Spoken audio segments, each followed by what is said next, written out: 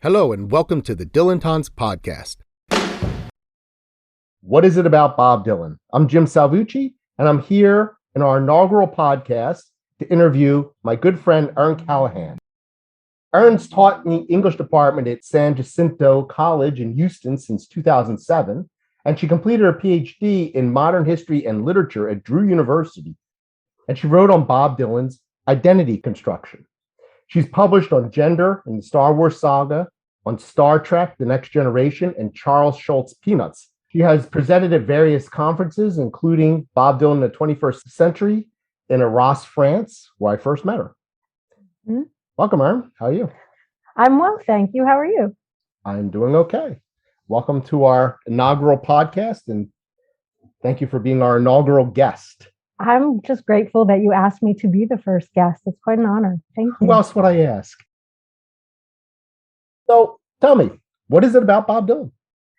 You know, it's interesting because I've been thinking about this. It's language. So there's a roundabout way that I've thought to answer this question.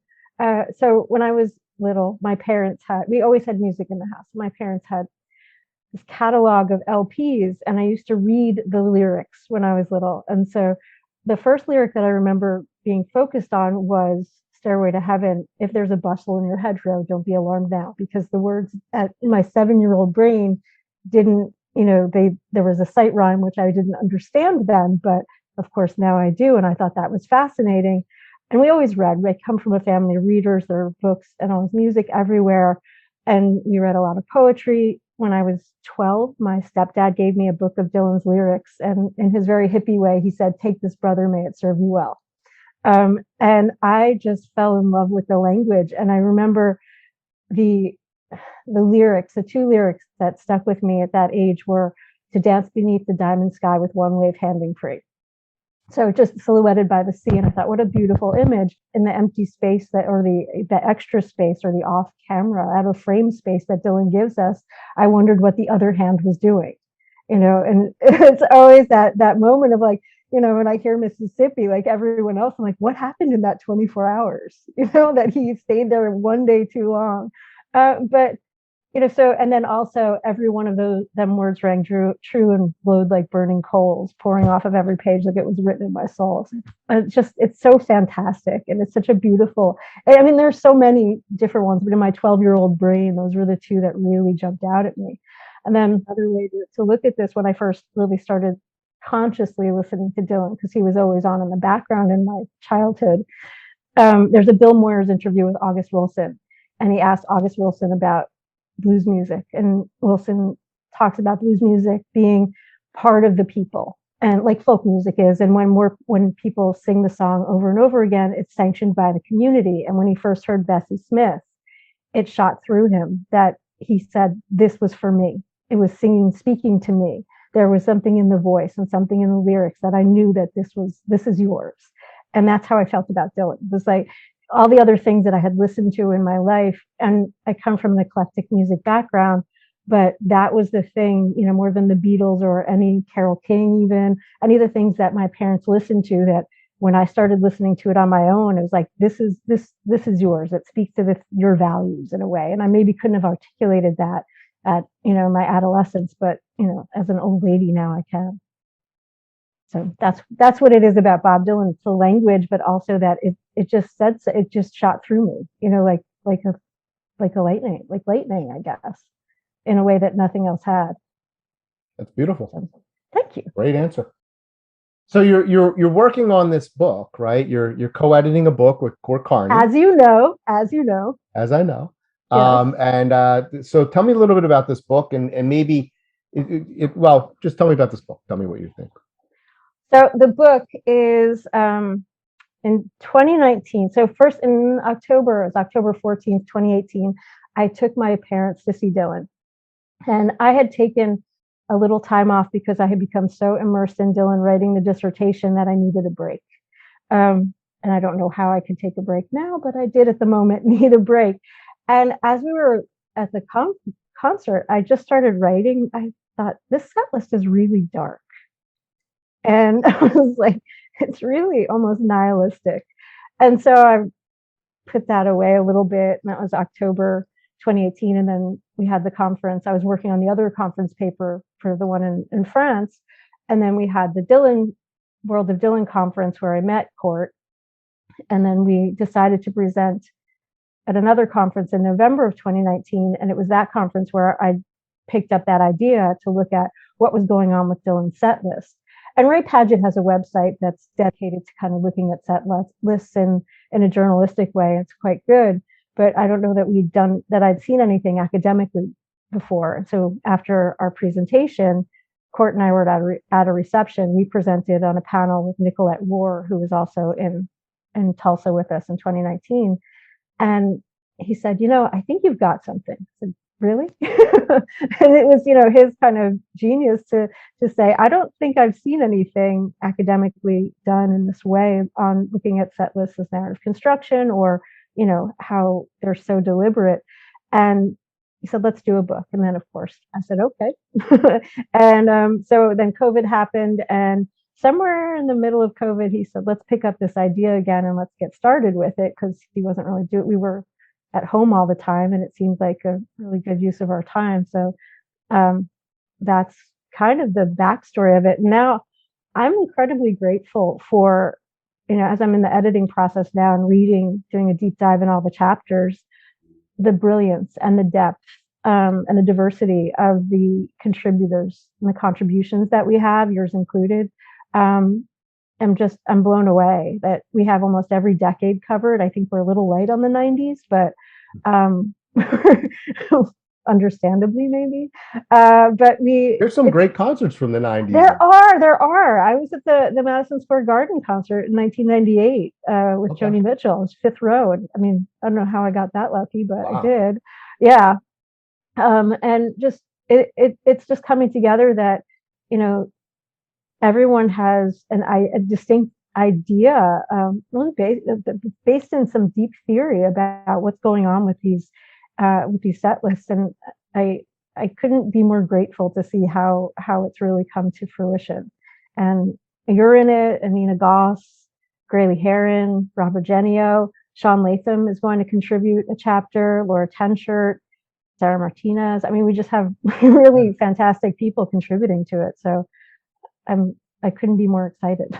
Yeah, I think it's a real credit to you and Court that you got together such great luminaries. I'm very happy to be in that mix. Thanks, I appreciate it. Yeah, I think that's very cool.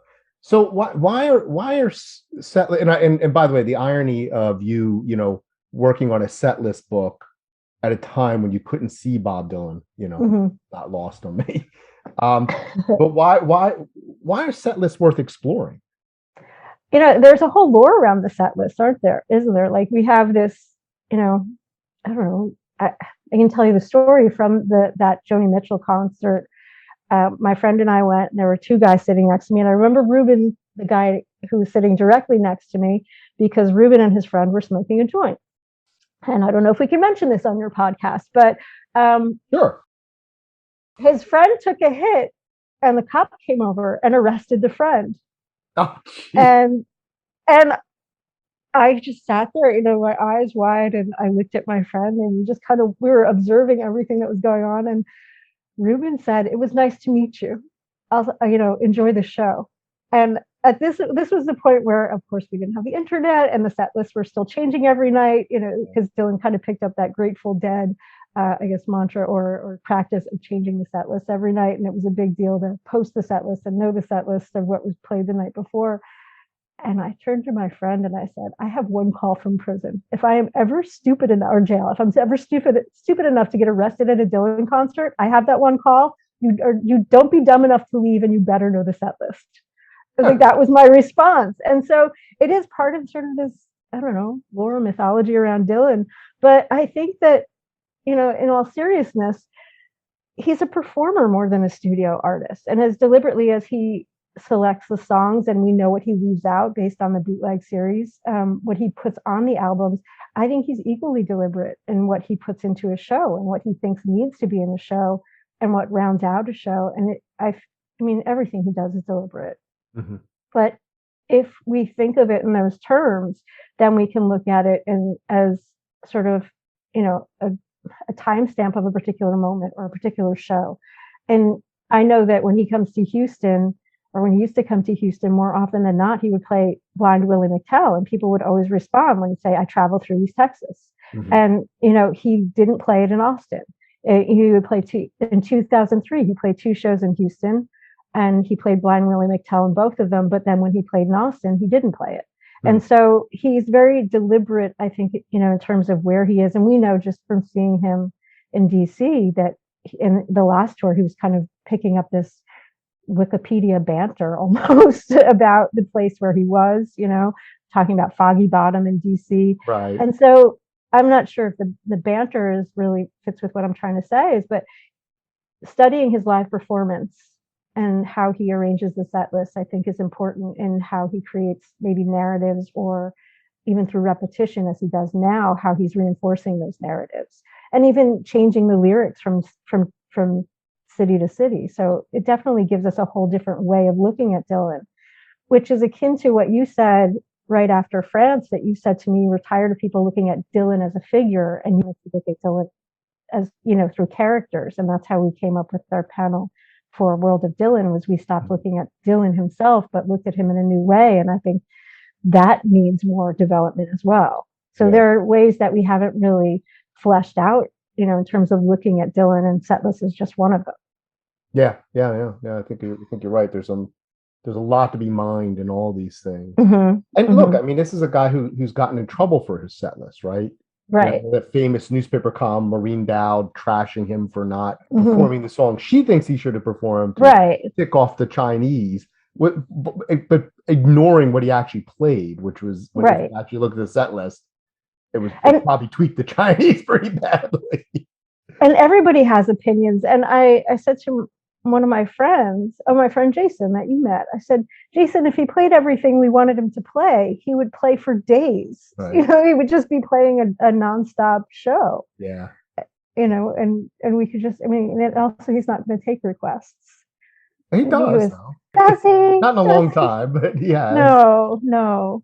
So that's what I think it just gives us a new way of looking at him. And because he does so many live performances, it gives us an opportunity to see the nuances of change, night to night, city to city, and then song to song. So you in some of your work, you talk a lot about generational approaches. I was like, a lot? Do I talk about it a lot, or is you talk about a lot to me? Yeah. And you gave a paper at the Pop Culture Association, American Culture Association. Did I give a paper? Yes, I was there. I was on that same panel. You and I collaborate a lot. And yes. You were talking about generational approaches. And it's interesting. So I just listened to Laura Tenchert's latest Definitely Dylan, and she was interviewing Rebecca, I can't remember her last name, but who's a Gen Z thinker. Laura is, I believe, millennial. Right. You and identify Xer. I'm a Gen Xer. I'm a Gen Xer, right? I'm an early. I'm a cusp Gen Xer, sort of. I'm a late Gen Xer. And so all these things matter, and everybody always talks about the baby boomers. Right. Now, how does that sort of break down? I mean, what does that look like across the generations? I think that, the way that I looked at it was a very specific way of using monster theory to look at how the boomers kind of created this monster that is Bob Dylan. Mm-hmm. And it's based on Cohen's 7 theses about, monster theory. But it was really born out of our frustration that, I think a lot of Gen Xers feel that we're often ignored, but it wasn't so much that. It was just frustration that we feel that there's a club and we're not in it, to kind of paraphrase George Carlin, and that the baby boomers have this sense of ownership of Dylan. And not only do they feel that sense of ownership, but they're not very generous in letting other people in the club. And we felt that quite a bit at the World of Dylan conference. And so that was really, I think those were the discussions going on among the Gen Xers in the group, I think. But then that same PCA panel, we do, I feel like our group is now very, very close knit, and maybe we should branch out. But Court's thesis was, he was a little bit more generous, having the time to, and the distance of not having an emotional reaction to feeling left out, but really kind of considering the different generational approaches. So I'm going to reference him. And I cannot imagine living in a world where you have Bob Dylan freewheeling, the times are changing, and then you get all of a sudden, as something brand new, another side of Bob Dylan. And then you have, you have you have another side. You have Bring It All Back Home, Highway 61, and then Blonde on Blonde, and you're blown away. And how fast that production is in the mid 60s. And for boomers, I can just imagine, as a Gen Xer, maybe that was just a tenth of my reaction to hearing Nirvana Smell Like Teen Spirit, of like, this is insane, and it's for us, and it speaks to who we are, like how we feel at this moment. And it is like that, but probably just incrementally better. And so there, I can understand the feeling of, you were there when it was new. But I don't understand in academia, like as in fandom, I can understand that, but in academia, I don't understand the divide of why it's so territorial. So what I've come to is, what my paper was kind of focused on was, they did kind of create Dylan as this monster. If we look at Cohen's theses, the first is the monster's body is a cultural body. And so we can definitely look at the body of work and Dylan, the figure representing that, as a cultural body, because it speaks to American culture. And it's also born at a moment of crisis. And if we look at the 60s and all of the turmoil that's going on, and that these kids are coming of age, and he is in proximity to a lot of their ages, that they feel an identification that he's really speaking for them, which is how he becomes the voice of the generation. But beyond that, is it Rebecca Slayman? Slayman, right. Yes. Okay. So what Rebecca says too, and I have her referenced here, is that he's kind of, he's a rebel, and he speaks to, so I think it depends, like if you're coming to him as a boomer, you're looking, or as a boomer, you're looking at him through a particular lens, but every generation after that, I think it depends on when you come to him. So if you came to him like I did, through language, I think it's that's how I came to him first. So I'm always focused on Dylan's lyrics before the music. And that's just because of how I came to him. But I came to him as a 12-year-old kid, and then 15, 16, listening to the music. And so in my adolescence, and I was not quite rebellious, I was just a probably disaffected kid full of ennui, and I was a Gen Xer, you know the drill. But he, so I think it depends on when you came to him, because my cousin, who was also a Gen Xer, had never listened to Dylan and asked me at 49, what he should listen to. And I'm like, all right, well, he's been through divorce. Listen to Blood on the Tracks. And I do think it's probably the most accessible Dylan. But, I thought for who he was in his, in his life, that, you're going to respond to him differently based on the time you come to him. I think that's an important point. But I think the most predominant image of Dylan is that mid-60s Dylan, when he is kind of, espousing values of liberty, justice, freedom, American values. And if you are looking at your world and you think that, or your society, and think it doesn't quite align with those values, then I think he's going to speak to you. And he's going, especially if you're an adolescent, he's going to speak to your rebellion. So that's kind of how I break down the generations, that the boomers, they do own him in the same way Xers own Nirvana. I'll take it. But, I do think it depends on when you come to him, what you're listening to. If you're kind of focused on that early Dylan, then of course, if you're focused on gospel Christian Dylan, then you're going to get something, you're going to respond differently. So I think it's, it's not as easy to just segment it into generations. It's kind of what I've come up with.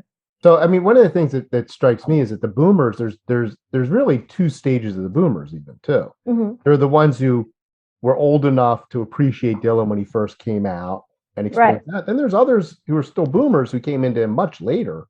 Mm-hmm. Right? They really didn't tap into him until late 60s, early 70s.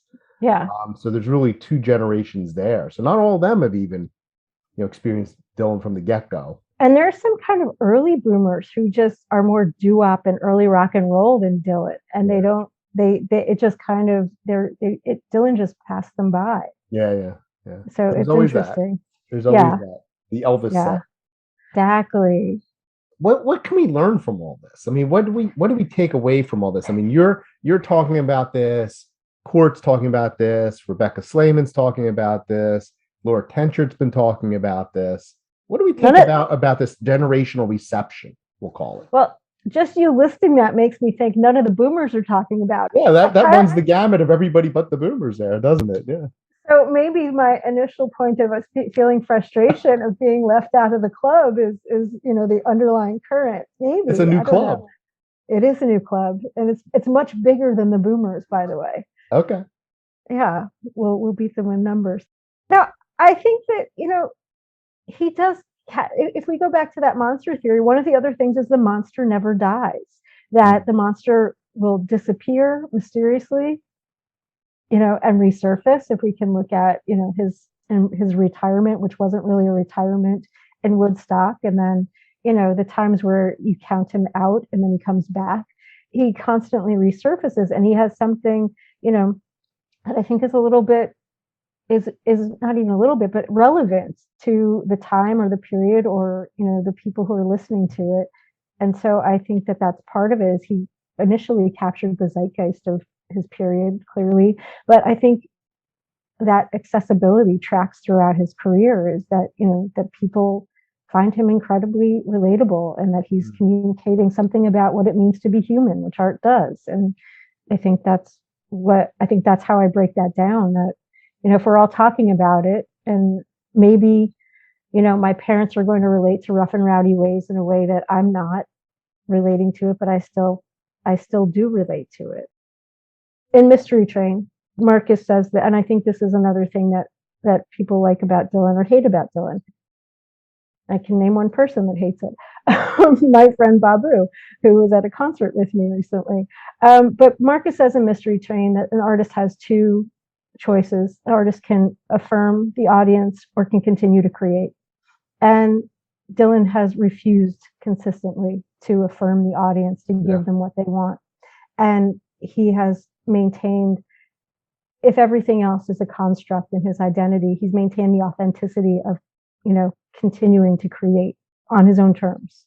And I think that is something that allows us to relate to him regardless of generation. So I think that's what we learn from it, is that first, everyone's talking about it but the boomers. So there's something there. And second, that Dylan just remains relevant because he's so fiercely independent, and and he continues to create on his own terms. And if the monster also tells us what is possible, then maybe that's something that we kind of relate to as well, is that we think, wouldn't it be nice to live life on our own terms and not have to conform in the way that he has? I agree with that. I would love to do that. Okay. I think you kind of do. Yeah. Yeah. How very Dylan-esque of you. So you're a Dylan scholar. Yes. You're a Dylan fan. I am. Reconcile that for me. Are the two mutually exclusive, though? I don't know. Some people seem to think they are. I mean, anytime you study something where you think about it, read about it, analyze, write, and talk about it, as much as we do about Bob Dylan, there has to be some sense of fandom. You have to enjoy it. There's a reason why I chose modernists over Victorians in my PhD coursework and studies, because I prefer them and I prefer reading them.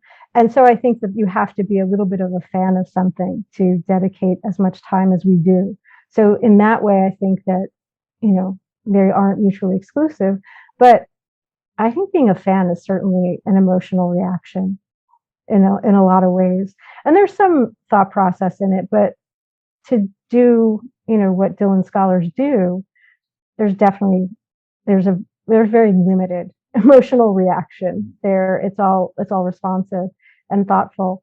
And so I think that that's how I would reconcile it, that there are things that Erin the scholar definitely is more critical of about Dylan, like his treatment of women, then Erin the fan can say, well, it's situational, you know?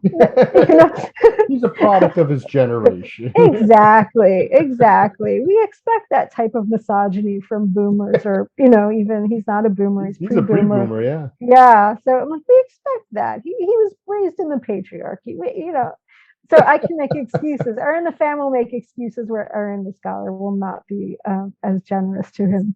Area of critique. Yeah, I think that's what it is. I think it's a level of critique that the reason I asked the question is because my scholarly background before I came to start studying Bob Dylan, I was a Bob Dylan fan.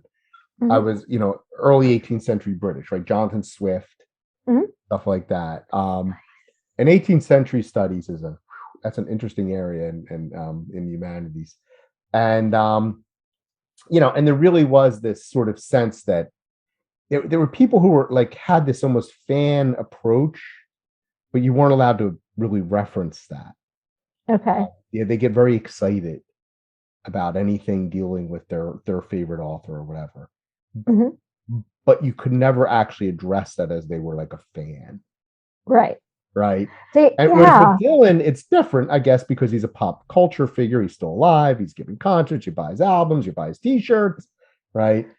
Like a fan. There's a different level of engagement, because you can actually engage with Dylan, if absolutely not one-on-one, but in the same physical space where he's performing and you're responding to it, where you can't do that with Jonathan Swift. It just doesn't exist in your reality. And so, there's a different level of engagement, and you wait for something new. Jonathan Swift is not producing new material, so I can see that. Plus, he's not a creature of popular culture in the same way, or any of those authors. Maybe Hemingway would be a bridge, but that's also 20th century American. Yeah, but I mean, Swift he had a certain cachet, really a celebrity. In the latter half of his life, he was a celebrity, right, in Ireland. So he did have that kind of. There was a pop culture aspect. Right now, there are 18th century scholars who may be listening to this who are like, sharpening the long knives. But that is there. It did occur to me that there is a way you can access Jonathan Swift that you can't Bob Dylan very directly. In St. Patrick's Cathedral in Dublin, there's something that Jonathan Swift has that Bob Dylan does not have, and that is his death mask. Okay. So you can go visit Jonathan Swift's death mask. It's not a pretty one. Okay, and we'll say yet, because Dylan, we're all going to get there, but and gratefully we can say yet about. Well, we Dylan, don't do death masks anymore. Anyhow, it's kind of creepy. But I'm sure if anyone did a death mask, Bob Dylan would do it. Yeah. Make sure he had that little mustache going. Absolutely. So if let's say there were a dichotomy, though, right? Right. Let's say your bosses at San Jacinto said to you, Erin, we like you as a Dylan scholar, but you got to stop the fandom stuff. I can't really imagine that. I just made that sense. I can't either. Yeah. Just go with me. What would you choose? Would you give up your scholarship for the fandom or your fandom for the scholarship? Well, what does it mean giving up my fandom? Because going to a Bob Dylan concert, if I'm studying set lists, is part of the scholarship. Yes, but you can't cheer. You're just not accepting my scenario. I know, because it kind of, like I said, they're not mutually exclusive. All right, well, I won't cheer, I promise. I think I get fulfillment from both sides of it, but I think I get more fulfillment writing about Bob and talking about Bob with other people like you. And so I would probably, if I had to, give up the fandom over the scholarship. It's a weird question, I admit. It is. It's because you can't separate them that easily. No, you can't. And that's why I wanted you to talk about it a little bit. So let's change the subject a little bit. What else? What other kind of music do you listen to? Okay, so I'm a typical Gen Xer with grunge music, but I was raised in a very eclectic musical world. There was always music on. My grandfather had speakers throughout the house. And so I grew up listening to classical music and going to symphony and going to Broadway shows. And my mom loved show tunes, which is maybe why, and she made us clean the house playing show tunes, which is maybe why I hate musicals now. But my father that's is a behavioral science experiment right there. Absolutely. I know. I want to go get some Windex every time I hear a show tune. No, but we listened to big band and Nat King Cole, like all of the classical songbook was, in part of my life, plus rock and roll. And my mother, I think, if she listens to this, she'll hate me for saying this, is the only person who sided with Garfunkel in the Simon Garfunkel split. Always for the underdog. Yeah, absolutely. That is her to a T. But as any, hip 1970s woman, she had Carole King's Tapestry, and she had all, the appropriate female singer-songwriters, and we had just music everywhere. Plus, my father is trained with Buddy Rich. He's a percussionist, and so we had a lot of jazz in our lives. And so, if you looked at my library, my music library, it would seem really frenetic because it's everywhere. So and even to gangster rap, and I like anything as long as it's honest and it's well done. I wouldn't even say well produced, because overproduction can ruin a perfectly good track. Okay. So yeah, I mean, I think it's just, I listen to literally everything as long as it's good. Okay. Except for new country. I don't love new country. Because it's never good, is what you're saying. Yes. Yes. And I'm glad people enjoy it. I'm glad for them if they enjoy it. It's just not for me. Okay. And unlike Bob Dylan, I don't like Jimmy Buffett. Why not? I don't know. I just don't. I've tried a lot. I liked him, I think, in high school, and I think that's where I'll leave him. I've never developed a taste myself. Yeah, with the Steve Miller Band. They're all in my fun high school years, and maybe they're associated. I left them behind. So how does all that music relate to your love of Bob Dylan? Or does it? I mean, with some of them, you can see a direct line. And being from Jersey, it's prerequisite that I love Springsteen. So, I mean, obviously there's a direct connection. But right, even I mean, I think general love of Springsteen. They would revoke my Jersey status if I didn't. Right. No, but I think if you consider, the big band and Nat King Cole and the American Songbook stuff that I listen to, that's clearly, Dylan clearly loves that. He's influenced by it. So there's definitely a relation there. But I would say, in the same way that The Sun Also Rises changed the way people wrote novels in America, and I would say in modernist literature, Dylan changed the way people write songs and thought about writing songs. And so anything that comes after that owes a debt to Dylan. And so anything you listen to after Dylan, I think there's a connection to. But I think also what Dylan taught us was that music can be good and smart, and it can mean something. And so, when he says, as we all use the quote, and I've read so many Dylan articles that use the quote, that, he thought pop mainstream culture was lame and a big trick, that, that's, I think if you tap into that, then the music you listen to also taps into that it's not regular pop music. There's some bad pop music I can get into, though. So speaking of the American Songbook, what do you think about all those Dylan's American Songbook albums, which everyone refers to as his Sinatra albums? Yeah, also from New Jersey. Yeah, right. Yeah, the best people are. Well, my wife is, so as you know. There you go. Can't complain.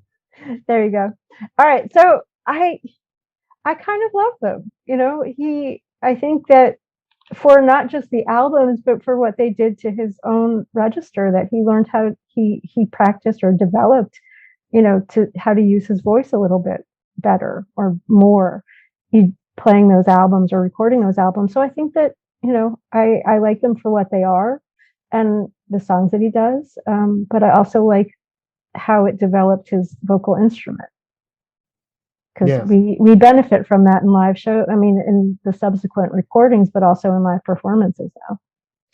Yeah, and I think it had an effect on the way he constructed his songs for Rough and Rowdy Ways as well. Oh yeah, I'm not a great musicologist point.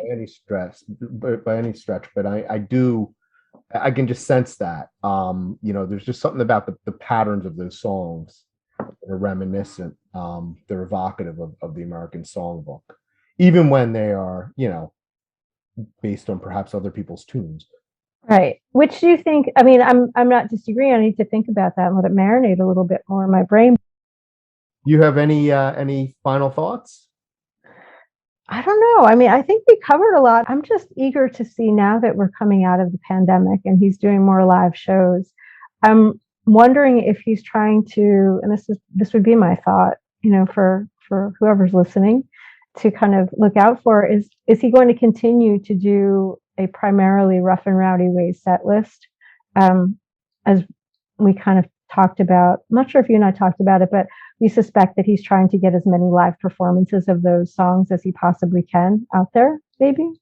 Or is he going to do something different? We know that this tour is slated to 2024, and so it definitely has an end point. But what happens after? I'm eager to see what happens after that end point. Yeah, that's my final point. I'm always greedy and I want more. But of course, he'll be 83. I know. 2020. I understand. Which is extraordinary. He's rather spry, but you can see he gets winded sometimes up there. He does. But that's, and I'm looking forward to potentially going to see more shows with friends like you, and continuing to do more good work. Hopefully, if I'm allowed to, if this book does well, to do more good work and read what other Dylan scholars are putting out, like you and Laura and Rebecca Slayman, who's 2 generations behind us. Mm-hmm. Just to see what other people are adding to the conversation, and hopefully to continue to be able to. So that's my final thought. Yeah. And I appreciate you having me on. This was so fun. No, I appreciate you joining the inaugural podcast, the inaugural interview. And the Dylantantes site is it's kind of I've described it as a zine style. I'm going to solicit contributors to put on all sorts of stuff. The only thing that I can't figure out how to accommodate is sculpture, but otherwise I'm open to pretty much any other genre. That was Court's question. Why not sculpture? And now he thought that you meant he thought you meant you didn't want people writing about sculpture. Because the new sculpture just unveiled in France, which makes me think we need to go back to France. But I know. I want to see that. I do too. So now that's much clearer. You can't actually put sculpture on the website. So it's like, I don't know why he doesn't want us to write about sculpture. Oh, you can write about sculpture. You just can't put one on the website. Understandable. We'll be expanding this site as we go along, and doing more interviews. I won't be doing all the yakking, as they say. There'll be other people. You can do interviews with people. Fantastic. Thank you for listening to the Dylantantes podcast. Be sure to subscribe to receive the latest Dylantantes right to your inbox. And don't forget to share on social media.